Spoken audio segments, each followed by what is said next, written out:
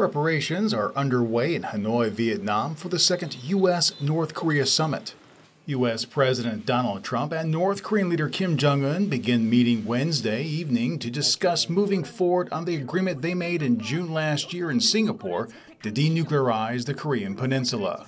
Speaking in the Oval Office last week, President Trump was optimistic about the upcoming meeting. I think next week's going to be very exciting. It's going to be the second summit. I think a lot can come from it.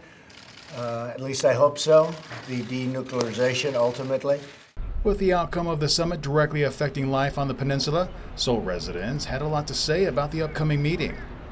Longtime Seoul resident and Korean-American William Cho was not sure what might materialize from the Hanoi summit, but had a generally positive view. I don't think that it has to be denuclearization, but he does have to provide something to get the UN sanctions relief and the congressional sanctions relief that he needs. So he has to do something. I think some people think that he will never do it, but I think he has a lot to gain, and why would he want to keep on to the nukes?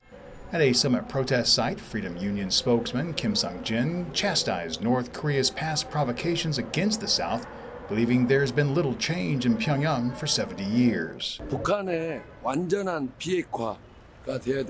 I think it is necessary to have North Korea's complete denuclearization. Nuclear weapons, warheads, launchers, and technicians must be revealed, and the denuclearization measures must be completed.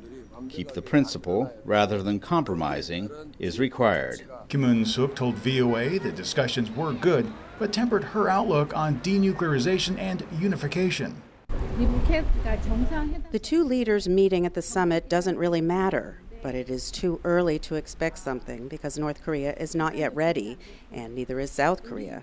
That means, for the time being, South and North are still suspicious of each other. Trump and Kim meet in Hanoi for their second summit February 27th and 28th. Steve Miller, VOA News, Seoul.